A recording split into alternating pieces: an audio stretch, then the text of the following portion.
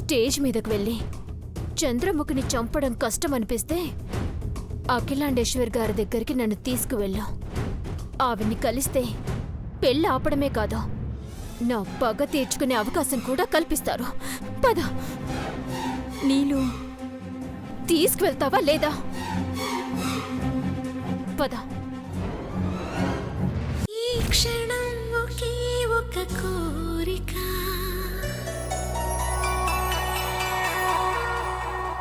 నీ స్వరం వినాలని తీయగా.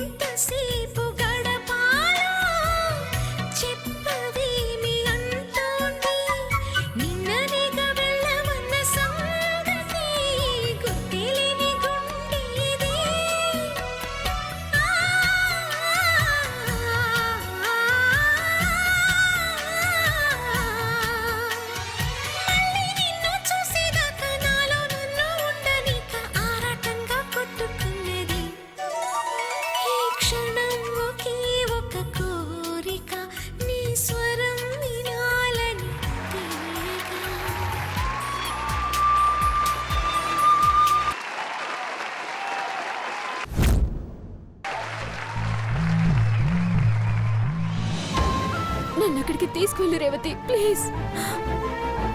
నిన్ను వాళ్ళు గుర్తుపడతారు నీలు. తేడా వస్తే నీ ప్రాణాలే తీస్తారు. కావాలంటే అఖిలాండేశ్వర్ గారి దగ్గరికి నేను వెళ్తాను. ప్లీజ్ రేవతి, ప్లీజ్ తీసుకెళ్ళు. నీలు, నా మాట విను. నువ్విక్కడే ఉండు. అఖిలాండేశ్వరి గారికి విషయం మొత్తం వివరిస్తే మనల్ని క్షేమంగా ఉంచడంతో పాటు ఆ చంద్రముఖిని శిక్షిస్తారు. నేను వెళ్ళొస్తాను.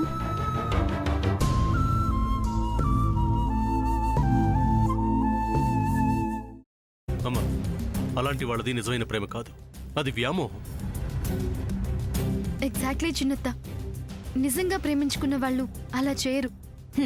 ఎంత మనసు విరిగిపోతే కన్న కూతుర్ని పట్టుకొని మా దృష్టిలో చచ్చిపోయా ఉంటుందా తల్లి? అది సరే అమ్మా, తన కూతురుతో తన మాట అనేటప్పుడు ఆమె మాటల్లో వ్యథ, కళ్ళల్లో బాధ గమనించావమ్మా? పెద్దబాబుకు బర్త్డే విషెస్ చెప్పు కూడా వెళ్ళాం కదా. ఊరికే ఎలా కాలిపోతుంది? మంట పెడితేనో పడితేనో తగలబడుతుంది.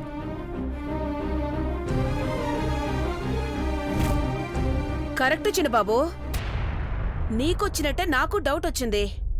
పార్వతే షర్టును తగలబెట్టిందనుకుంటా.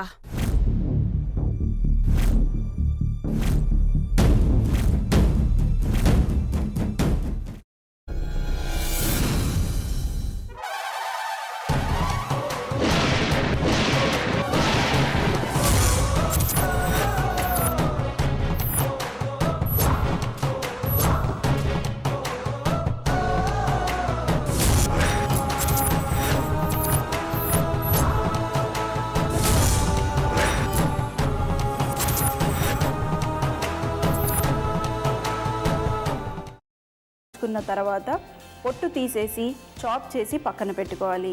ఒక ప్యాన్లో కొద్దిగా నూనె వేడి చేసి అందులో ఆవాలు, మినప్పప్పు, శనగపప్పు, కరివేపాకు, సన్నగా తరిగి పెట్టుకున్న ఉల్లిపాయలు వేసుకుని 1 నిమిషం పాటు వేయించుకోవాలి. ఆ తర్వాత కాల్చి కట్ చేసి పెట్టుకున్న వంకాయని కూడా అందులో వేసుకుని బాగా మిక్స్ చేసి బౌల్లోకి ట్రాన్స్ఫర్ చేసుకుని అందులో తగినంత చిక్కటి పెరుగు లేదా పల్చటి పెరుగు వేసుకుని మిక్స్ చేసి అన్నంతో కానివ్వండి, చపాతీతో కానివ్వండి సర్వ్ చేసినా చాలా బాగుంటుంది.